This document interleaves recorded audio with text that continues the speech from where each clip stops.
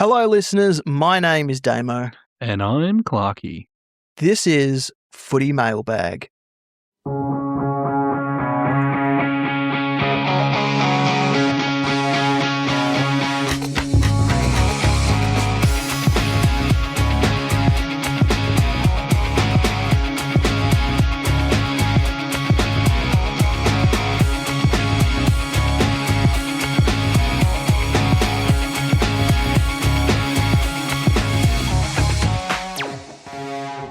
Dear Clarky, it was a frustrating week on the track for our Supercoach teams.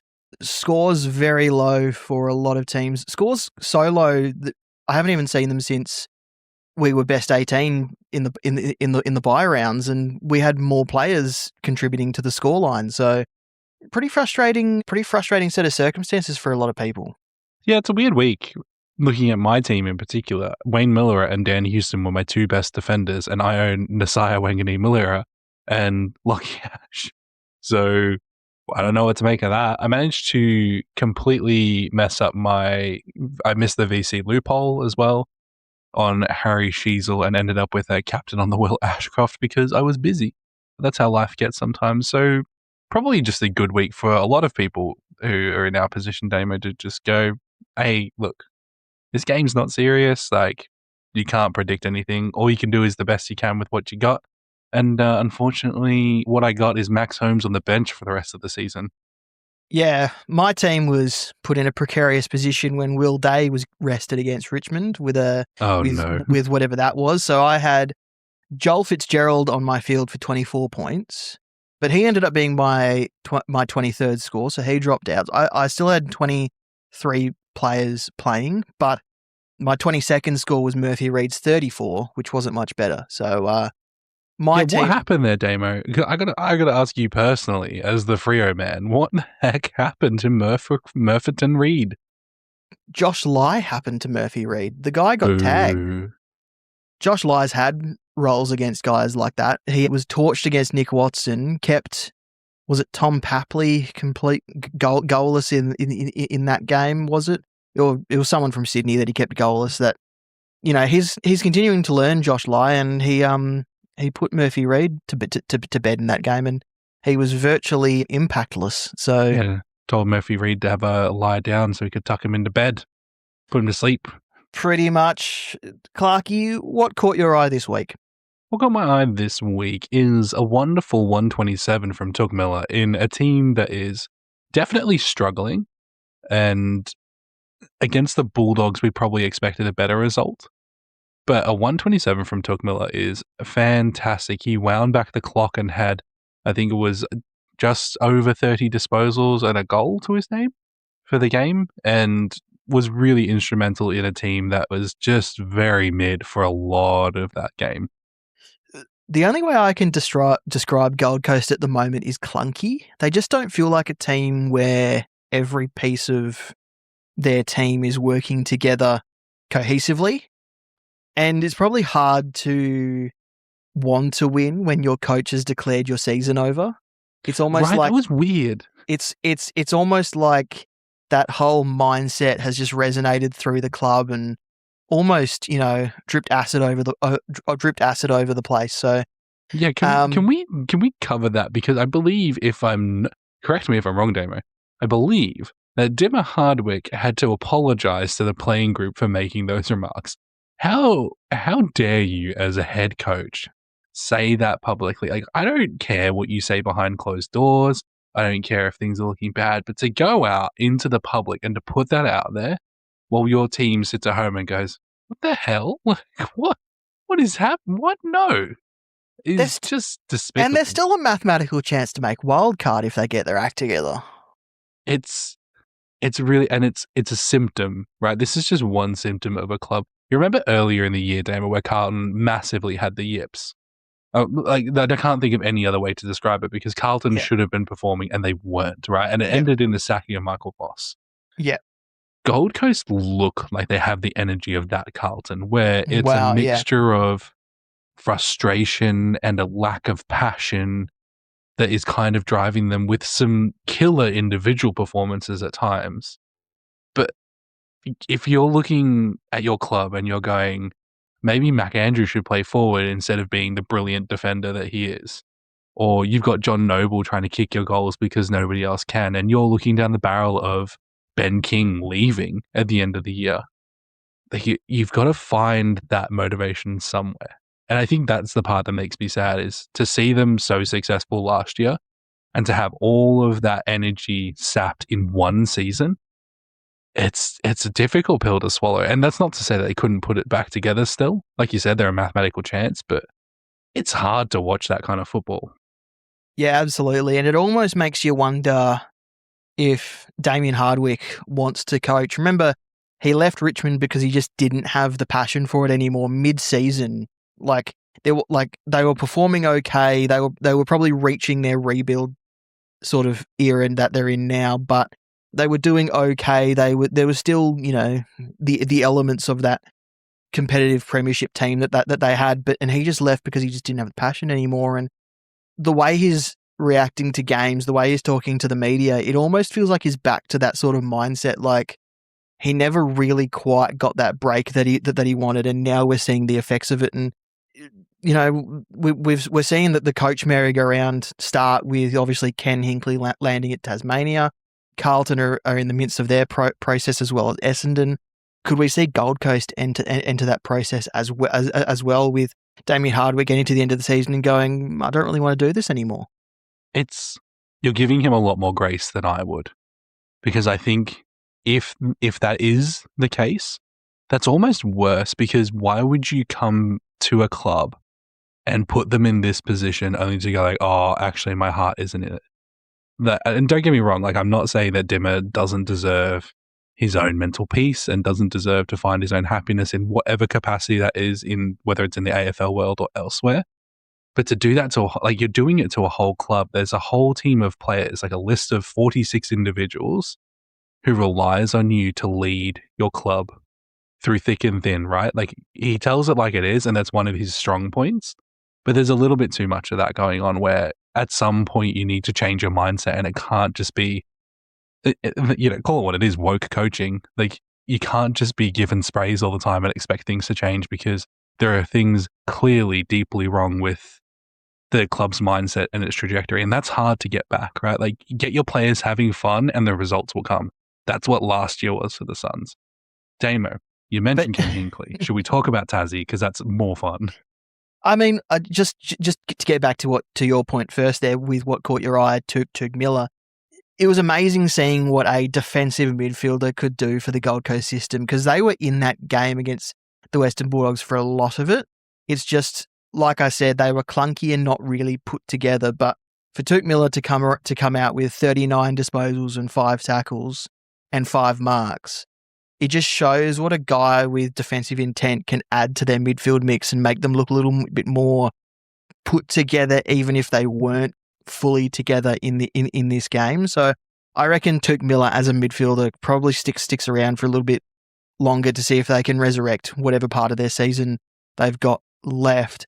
Moving on to him or Anderson, I think needs to become that defensive mid, and I think that's a really good call out from you, Damo, because you've been saying it for weeks now that their issue is two-way running, and this is weirdly insightful for a Supercoach podcast, in my humble opinion. Very smart and handsome opinions that you've got, Damo. I think it's got to be Tug Miller or it's got to be Noah Anderson, because I don't think Petrarca's going to be that guy. I love Matt Rowell, but I don't think he's best at being that guy. And they have other talented midfielders who can kind of fill in the other roles. I think Anderson and Miller have the IQ to do it. Yeah. What I said to someone a few weeks ago, the problem with Rowell, Anderson and Petrarca all in the same midfield for the Gold Coast is they all want to move through the front of the stoppage, so they can't get back defensively when they don't win it. And that's the biggest issue of not having a defensive guy like a Tug Miller in there. So I think Tug Miller in there straightens that up, but it's then about getting the cohesive nature of the team working towards a position where they can put themselves in a winning position. Yeah. What caught your eye, Damo? What caught my eye? I guess we want to talk about it, so let's talk about Tasmania. Tasmania caught my eye. A beautiful state from Ken water here. Hinkley. I think Ken Hinkley is a really good appointment for Tasmania. And when you think about it, it makes a lot of sense. He comes from a development coaching background starting at Geelong. Then he moved to Gold Coast, where he continued his development coaching development there. And then he went to Port Adelaide and pulled them out of the Tarps era. So and we've seen the brand that Port Adelaide have developed under him continuing under Josh Carr. So I think to have this team where he can coach not just the team, but the whole entire club is going to be something really special. And it's amazing that it's been, 2 or 3 days since he was appointed, and it feels like every player has been linked to Tasmania as a potential target. It feels that way. Anyway. I didn't know if it was fake or if it was real, but I saw someone talking about somebody asked if he had called Zach Butters and asked him to wait a year so that he could come to Tassie. And I saw someone saying that he said, no, I haven't reached out to Zach. Zach, if you're watching, wait a year. Hold off for a year. And that I want to believe it's real because it feels like a very Ken thing to say. I mean, I think we literally have an episode of this podcast. We released it end of last season and it's called Zach Loves Ken. And it's true. Zach loves Ken and Ken loves Zach. And hey, that is true. Maybe we do see them unite. That would be lovely. I do think that it could be a love match, if you will, Damo. But I completely agree with you. I think Ken Hinkley's background makes sense the more that I think about it. He beat out the likes of Nathan Buckley, who I don't think, compared to the other candidate I'm about to mention, didn't have a snowball's chance. But I'm a bit surprised that John Longmire was glossed over for Ken. Yeah, I mean, starting on Nathan Buckley, he poured himself into wanting this Tasmania role. He thought that starting a team from scratch was his calling, and he even got back into coaching after a stint in the media, so that he had a small chance of getting the job. And who knows whether he ran second, third, or whoever else was in the pool there. But John Longmire has said today on AFL 360 that he didn't follow through in the process. He actually decided that he wasn't ready to return to coaching. So that's a bombshell in itself, where he's sort of decided that his life since moving on from Sydney is too good to uproot, and maybe we see him go for a role in the future, or maybe John Longmire's had his lot in life in the coaching world and we don't ever see him at the helm again. I actually really appreciate Longmire being candid in that sense, though. And this is exactly the thing that we were just kind of talking about with Dimmer, where I appreciate that he went through the process, but to be very honest and just go that he wasn't ready, it's something that he very much clearly took seriously. And I think that you're right, that this probably opens the door up in a few years. Because I think there are probably some coaches out there at the moment who are going to be under a bit of pressure. I wouldn't be too surprised if we see a couple more coaches moved on in the next few years, either through just end of tenure or through seeking better results. Like, I think Alistair Clarkson's on that list of, if he stays next year, the pressure cooker goes up massively. I think probably the same for Matty Nix. Yep. Is probably under a similar amount of pressure if he doesn't perform or get some results this year. I'd put Luke Beveridge in that same basket as well. Yeah, the problem with Bevo is that he's just as likely to win the next 3 premierships because you don't know what he's going to do. Yeah, but there's one thing about being a good tactical mind and a good coach, and being able to get the team to perform long enough under your tutelage at the same time. So I think even if he still has and is still regarded as a highly regarded coach, maybe a fresh voice is what the Western Bulldogs need, and maybe Luke Beveridge is someone that'll end up at another club, even just moving on from Western Bulldogs. So yeah, that'd be interesting. It would be interesting. I would love to see John Longmire emerge from like a haze of smoke at NG Stadium, dressed fully in an orange suit. Oh, jeez. Because my thought process here is that he is a New South Wales local. He's a Sydney local. if he did decide to get back into a I don't think football he'd role, do I it. think that would be the funniest statement. I'm not saying it's not likely. I'm saying I can just imagine right now just the, of the smoke machines as we go, who's that? Who's coming into NG Stadium right before round one? Right before the buzz is about to go, and it's just it's Horse in a fully orange suit. Orange and charcoal. I could not imagine that one single bit, but yeah, you just never know. Anyway, back to Supercoach. Let's talk about Supercoach a bit now. Oh, right. Yeah, yep. Supercoach at Code Sports or Code Sports Supercoach, whatever you want to call it, they released the potential DPPs for next season. Ooh. So there's players that are definitely going to lose their DPP. Harry Sheezel's going to be mid-only. Keziah Pickett's going to be mid-only. Luke Parker's going to be defense-only. Nazia's going to be mid-only. Sam Durham's going to be mid-only. Bailey J. Williams is a ruck forward, but he's going to be just a ruckman next season. Tim Kelly's going to be a midfielder.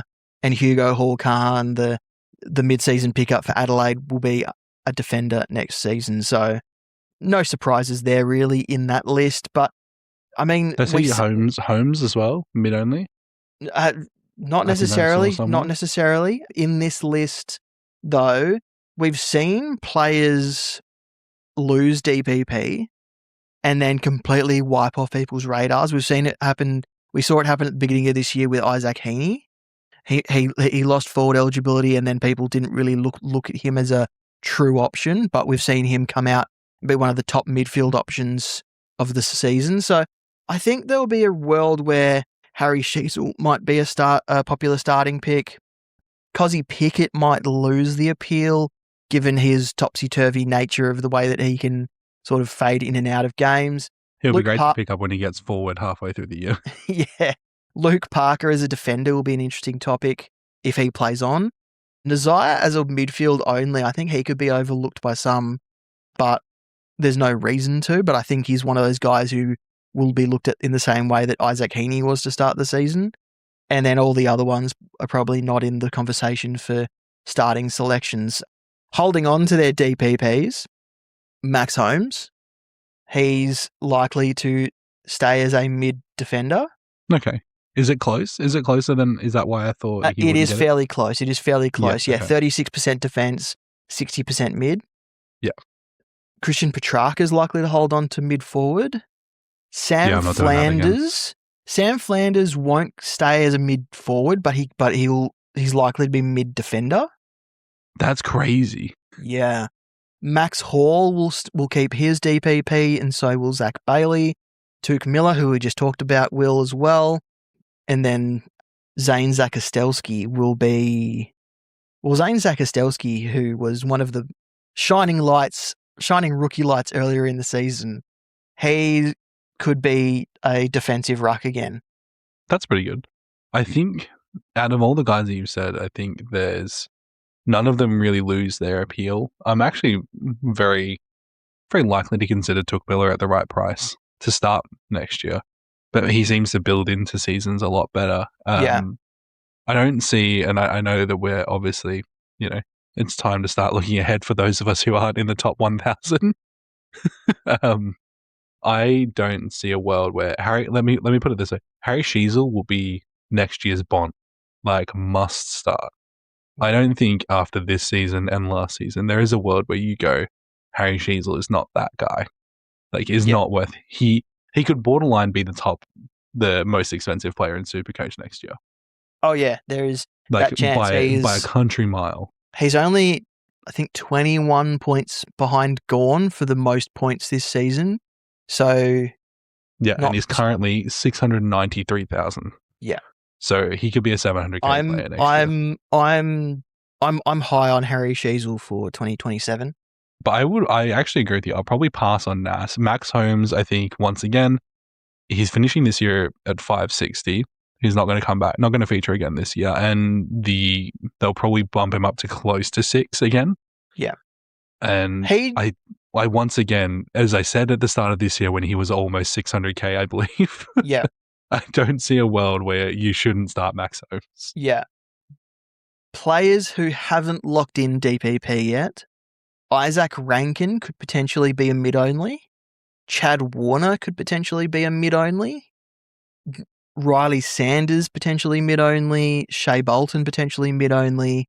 Jason Horne-Francis potentially mid-only. You would think that is locked in now with Butters and Richards both injured. Brad Hill could potentially be defence only. That hurts Brad Hill a lot. Jagger Smith could be mid-only. Rowan Marshall will lose his DPP and be ruck only. And Colby McKercher will be forward only. Yeah, not a lot of guys in there that I'm thinking about, though. Mm-hmm. Maybe Rankin, but even then, he'll be one of those guys who, A, fits my no jerks rule, but B, he kind of has this thing where you got to see it and you got to find that patch where he's actually doing it. Yeah. Because Adelaide seemed to go through periods where he needs to be a forward and periods where he's integral to the mid. It's the same thing with Rochelle, right? He and Rochelle seem to play hot and cold, and we've also got the threats of guys like Dan Curtin can do that a bit, and Sid Draper exists, and at some point is going to have to come into that team, right? Like, I'm really high on Sid Draper as a rookie next season, so I'm hoping he doesn't get a call up before the end of the year. I think they've put him in the sandful to get him right, to develop him a bit. But if he stays in the sandful for too much longer, there's going to be other teams coming for him and asking him the question. Who is your must start out of those, Damo? Do you have anyone that this has greatly changed your mind on? No, not really out of that list. There's one more list to go through, though. New DPPs, new potential DPPs, yes. And there are 3 names of the 5 listed here that really pique my interest, and they won't surprise anyone. The first name, Errol Goulden. He could be a forward mid next season. He's got pretty much a 50-50 split currently between those two positions. So if we get him as a forward mid next season, then I think he'll be locked into a lot of teams early on. The next player, Hayden Young, could potentially be mid forward next season, and the injury risk will always be there for Hayden Young. Never played more than 4 games in a row this season, but if he can finally get his body right, and we say this every single season, as a forward, people will probably consider it more than if he was just a mid. Say the line, Damo. You're injured till you're not. You're injured until you're not. Now, the next one is interesting, because if this holds and he does get DPP next season, I can see him being in a lot of forward lines as well, and it's Hugh McCluggage. There's a chance that he gets forward DPP as well. That would be an interesting one for a lot of people, and he'd be one of the most consistent forwards if he can return to what he was doing last year or even the year before. So with the departure of Lachie Neale, and with the departure of Lachie Neale as well, exactly. So that would be an interesting one to watch. Also listed here is Joe Richards, but obviously he's injured now, so he's not going to be in the mix for a DPP anymore. Too much forward time, but with the midfield time he was in the mix to add for midfield DPP there. And then Zach Merritt's could potentially be dual position next season as well, with time split in defence and the forward line. But obviously he would need to settle either in defence or the forward line to gain it. But something to watch for. Yeah, it'll depend on which club he goes to. That as well. So that is the potential DPPs for 2027, or at least the ones that Code Sports have pointed out.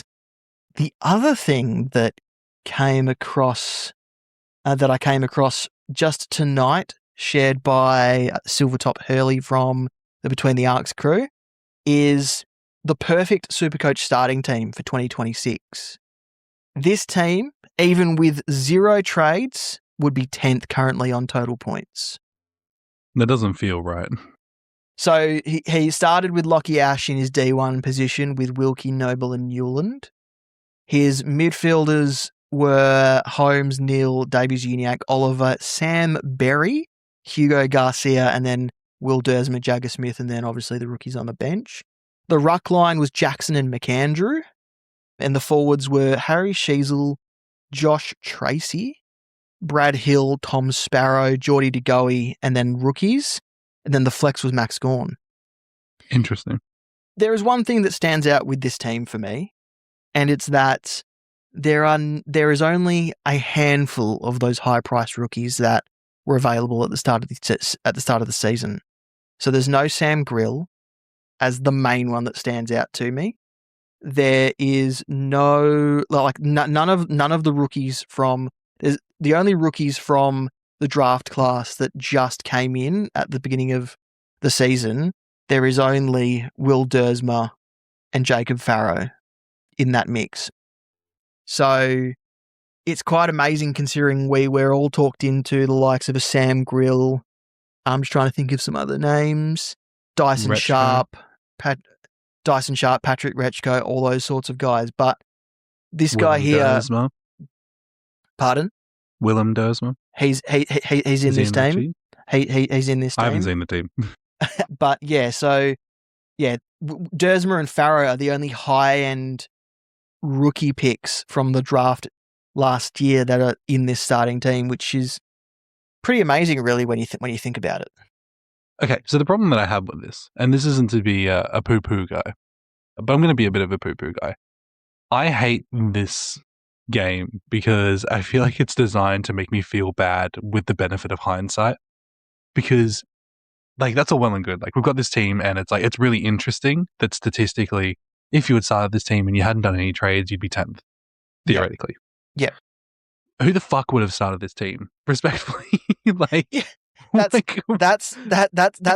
the other thing that's the magic of this whole bit. That's the other thing that also sits in my mind is if I put this team together and did it, and my team reveal at the beginning of the season was this team, I just know what the comments would be. You would have been laughed out of the Supercoach community. Exactly right. Everyone would have told me, no chance. Where's this rookie? Where's that rookie? You need this guy. What's wrong with you? Why don't you have this guy? All that sort of thing. So it's almost, I don't know. Like every player in this team has their own merits to be picked. And it also doesn't take into account the things like, you know, people would have started Errol Goulden, who got immediately injured. Correct. People would have started Nasiah Wanganeen-Malira, who missed a 4 or 5 game stretch in the middle of the year. And then people started Connor Rosie, who started off the season quite well, but is now dead. And there's no Sam Flanders either as well, who was a very popular starting pick. So it's like I wouldn't have started Brad Hill. Not in any universe. No, not at all. But I just find it funny that I feel like someone does this exercise every single season and you look at it and go, I thought about all these guys apart from him. And like that him is Brad Hill in this scenario. Like you look at it and go, and I thought about all of these guys and decided to start the ones I did. And now I'm 10,000 and now I'm ranked 10,000 rather than 10th. And I just want to go back and change everything that I've done this season. And it doesn't make you feel good to know that a team that potentially didn't need to trade at all could be 10th. I just think that there's a lot of this that I'm just like, yeah, like that's good to know. I think it's more of an interesting than I don't think there's anything to learn from this. Yeah. Do you know what I mean? I appreciate, and once again, I completely agree. I think it's really cool that there's none of the high price rookies, which just goes to show that job security is worth so much more than scoring ceiling in a rookie. Yeah. But it's got your boy that you hate, Will Lewis, Damo. Yep. You hate Will. I feel like you could have gone a different way with that, but who knows? Maybe I'm wrong there. Clarky, let's move on to some injury and suspension news. And there are a lot of teams that are going to be Holmes-Less now because Max Holmes has done his ankle and he's going to be out for 8 to 10 weeks. Excellent work. Josh Dacos has been named but was nursing an ankle through the week. So just watch out for that potential late change there. But there was confidence that he would play earlier in the week anyway. So I'm assuming that's all good to go.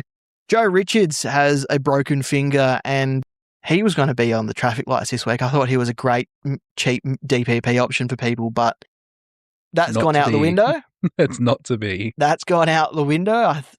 Someone heard me up there say that I liked him, and they were like, not anymore, he's injured.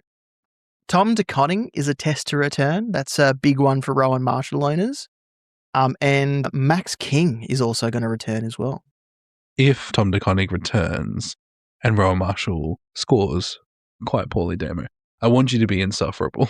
You want me to be insufferable? I think that'll just be funny. Do over the views. I told people that Rowan Marshall was a short-term player, and with low amount of trades, there was always this no boo-hooing, says there was always this danger that Tom DeConning returns and you get stuck with Rowan Marshall scoring 70s for the rest of the year in Supercoach finals.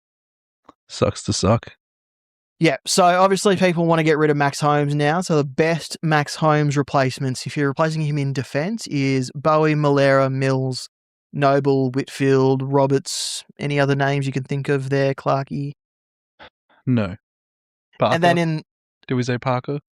Parker as well. We really pumped Parker up last week, and then he ruined our reputation by scoring a 60-odd. So I was crazy against Melbourne as well. So I left him out just because I didn't want to give him too many pump ups. Maybe he felt the pressure.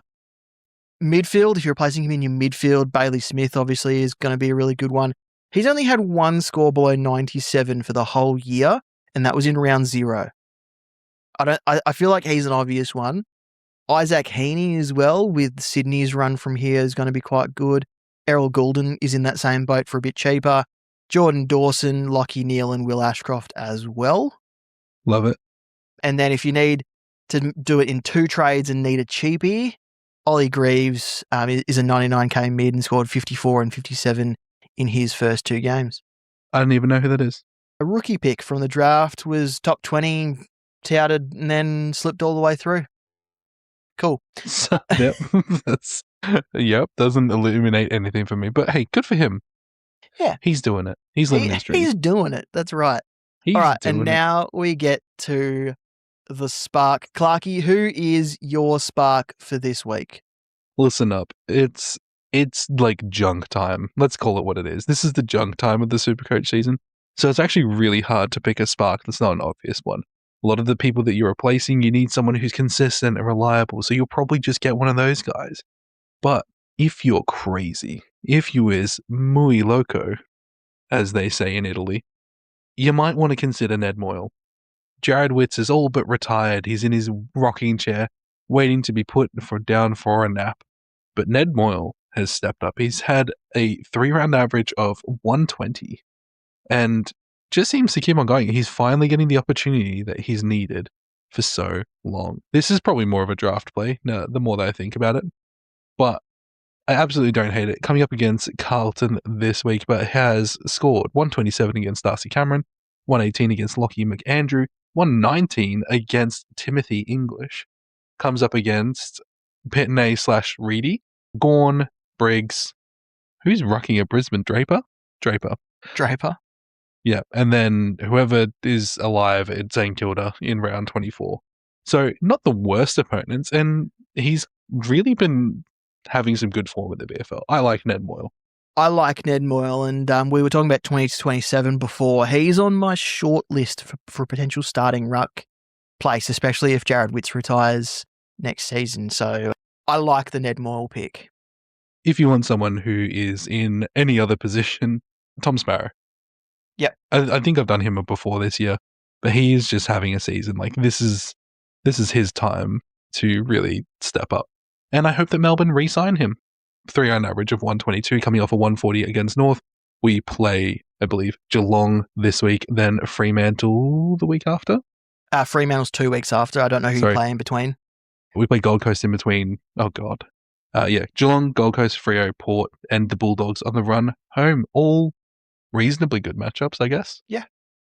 Every time I look at that Freo game, Damo, I just remember that we're going to that together because you'll be in Melbourne, and I feel insane dread in my heart of having to watch my team get pummeled by first place in your presence, and I have to be a gracious loser because I'm in public. I actually feel like there is one more loss for Freo at least this season, and that's the game that I've penciled in as the one that makes the most sense, but I can see them losing to Carlton at the end of the year or something, just something random like that instead. I I have asked co-host of the Falcon, Cass, if she can pull some strings at Freo to just let Melbourne have that one. Because she also said that she feels like there's one more loss in you guys for the year. We've asked graciously the Clarks if we could have that one just for us.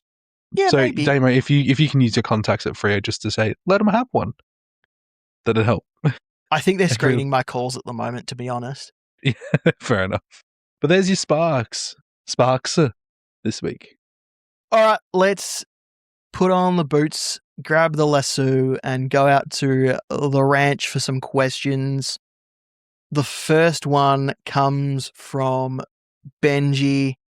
Will you guys play AFLW Fantasy? I had so much fun with it last year, ended up being just outside the top 100.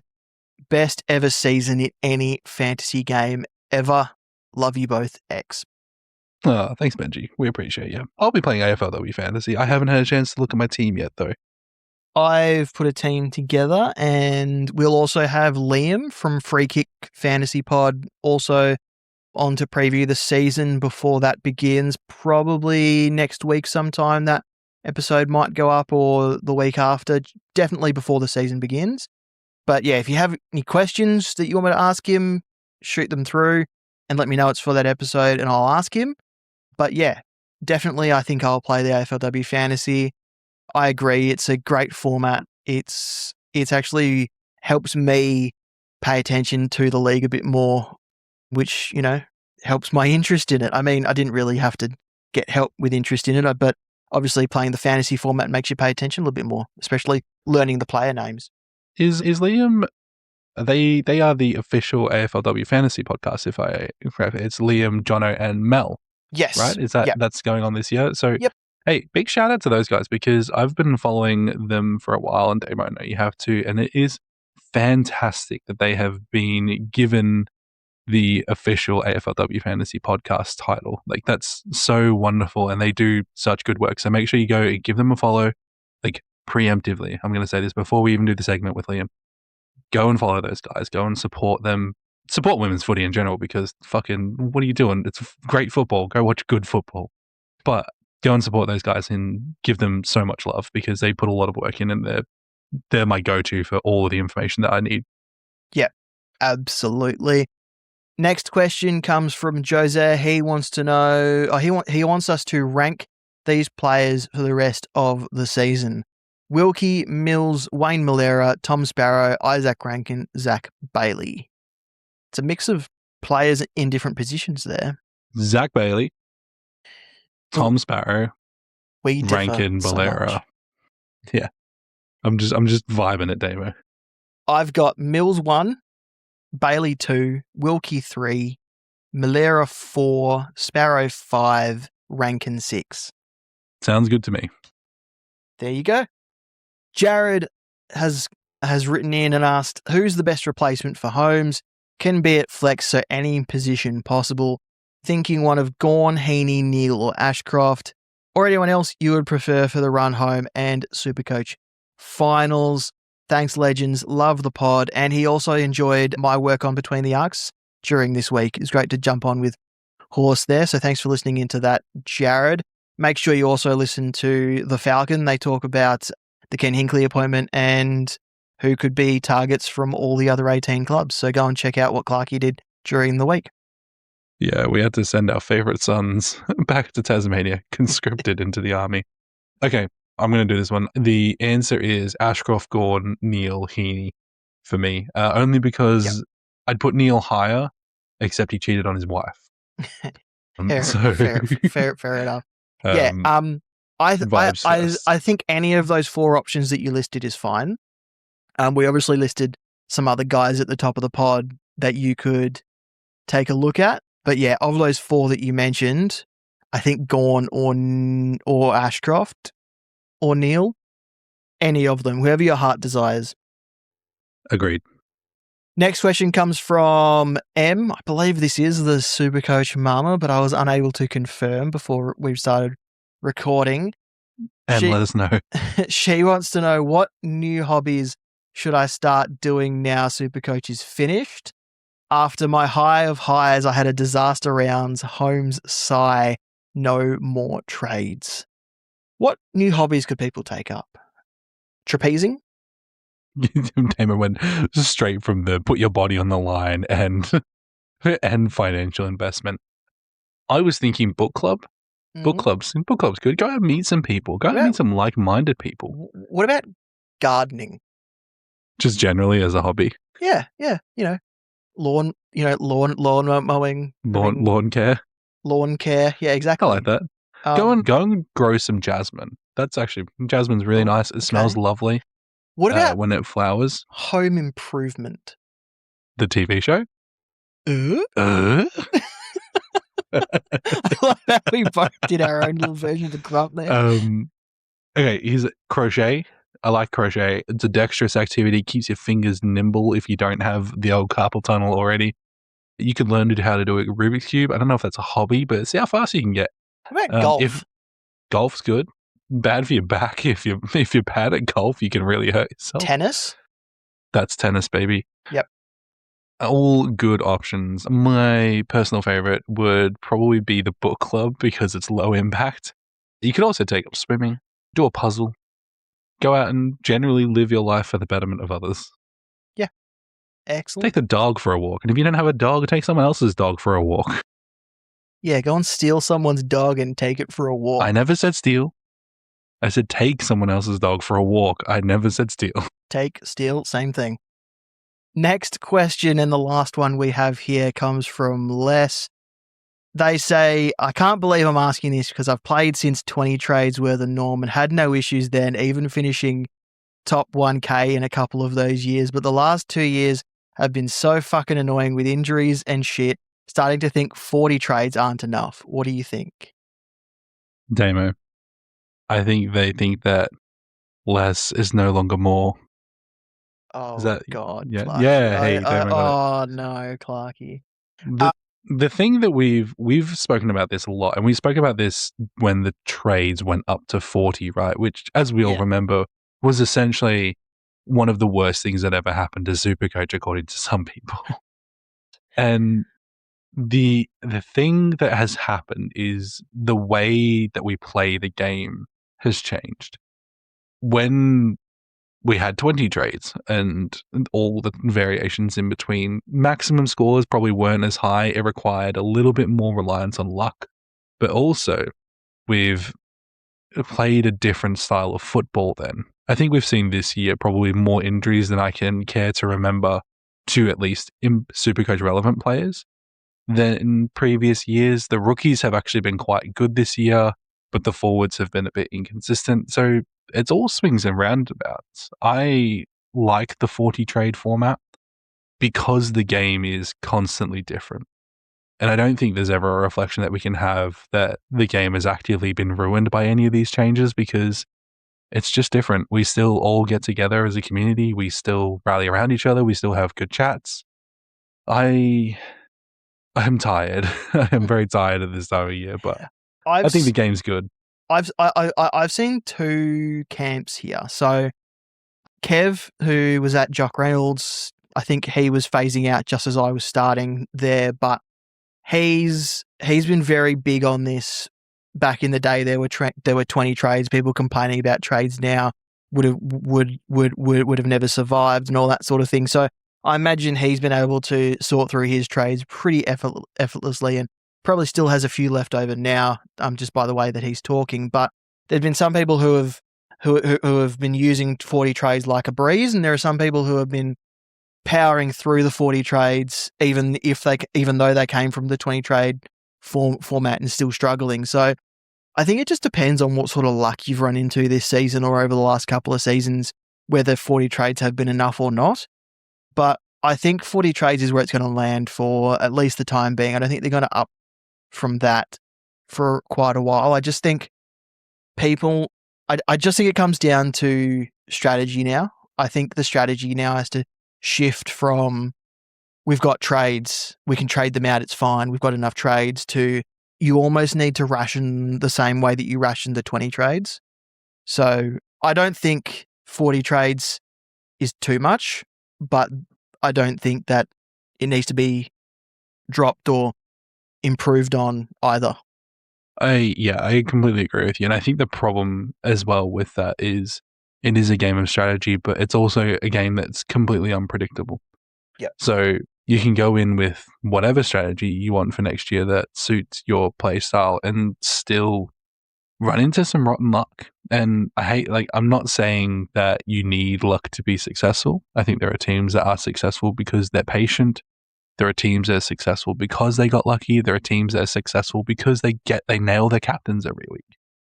That metric is so different for each of us. So I think, all we can do really is the best laid plans, and then you got to try to enjoy it. Like, that's it. Like, don't let your result take away from the enjoyment of what the format is.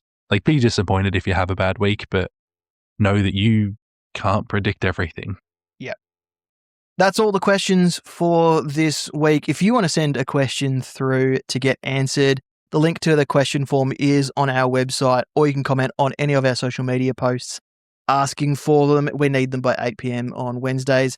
You can also send us voice memos via a link on our website as well, but we need them by 8 p.m. on Tuesdays.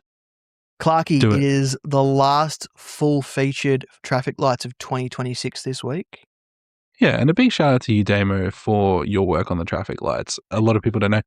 Myself and Nate, we contribute in what we can, but Damo is such an organized little bug that he genuinely has all the good options laid out by the time it gets to the point of Nate and I even thinking of suggesting anything. That's a lot of work. You deserve a lot of love for that, Damo.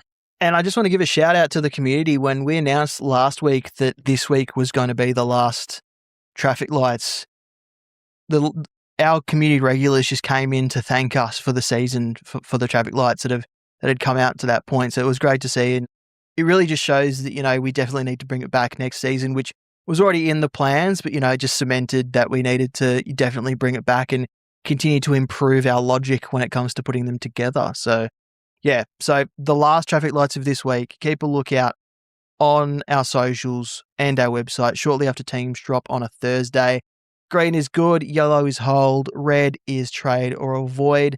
And of course, what was the rating for this week, a player could earn their rating for several reasons. Read the little blurb to find out why they are that color. This week was a disaster, Clarky. Yeah, fair enough. This week, I think of the greens, we only had 3 ticks. Yep, only 3 ticks.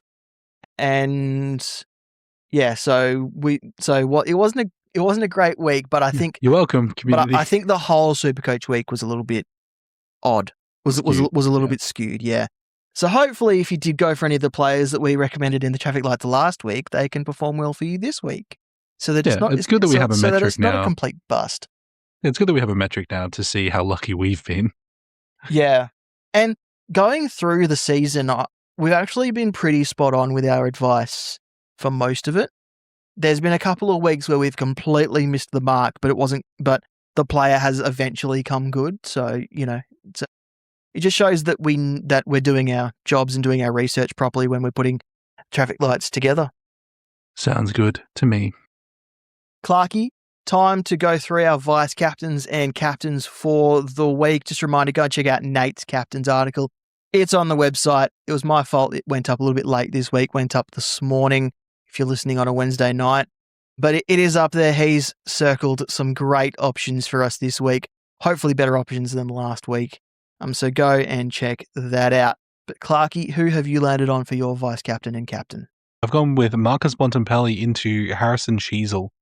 Bond coming up against Richmond, I think, is a pretty positive outlook, and Sheasel has just been doing it all year, man. I'm very tempted to put the vice captain on Gawn against Geelong, but after seeing how they played him against North, I'm less convinced.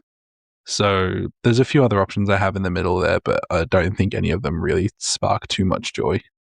Very good, very good. Yeah, my captaincy combination will include Marcus Bontempelli, whether he's vice captain or captain is another thing. I like the look of Luke Jackson in the Derby on the Friday night, or even Max Gawn against Geelong on the Friday night as well. I love overlapping games, so that's doubleheader on Friday sucks. But yeah, so Bontempelli is my captain at the minute. But now that you've pointed out that you can VC Bont into Sheasel, I'm very much considering going with you there. I feel like I just want to be safe. I just want to be safe. You just want one of the good ones. Well, after a week where it just doesn't quite land and you had an opportunity to land like an okay captain score, you just kind of go back in your shell and you're like, oh, I just want a 120 plus. Please. Anything 120 plus. Yeah. I get that. For sure. And that's it for this episode of the Footy Mailbag. Did you forget that you were in driving for a split second? Yeah, I forgot that I was in the driver's seat for a good second there. I'll edit out the pause so people won't realise. I love your demo. And that's it for this episode of the Footy Mailbag. If you haven't given us a rating on your listening platform of choice, please do so. It helps new listeners find us. I've noticed that we're a 4.9 out of 5 on Spotify from whoever that 0.1 is. From a massive amount of reviews. So thank you to everyone who has given us a review on Spotify. Give us a review and a rating on Apple, wherever else you listen. And you can leave a comment on Spotify as well. Yeah, you can leave a comment on Spotify. I think you can leave a comment on Apple Podcasts. I think you can leave a comment on YouTube Music and rate us there. Yeah, just rate us on any platform that you listen to us on, because it helps new listeners find us, as I said. And you can find us at Footy Mailbag on X and Facebook, at The Footy Mailbag on Instagram, and thefootymailbag.net is our website. Clarky, where can people find you? You can find me at QuantumJC over on X, or more likely, you can find me over at Falcon Footy Pod on Instagram and X, which is the other podcast I host, where this week we talked about our favourite children's book. That's right, we're a football podcast. There's other stuff in there as well. There's some good children's books out there, actually. Harry McClary is Chris's favourite, not to spoil it, but that's a good one. There's so many good. I remember having a VHS of Harry McClary that I think I wore out to the point where it doesn't play anymore. Amazing. Or didn't play anymore, rather, because I don't think we still own it. It's very comforting, that one. I am at DamoSC on Twitter. That's pretty much the only social media that I use, really. So go and follow me on there if you want to. Thanks for listening. We'll talk next time. Bye-bye.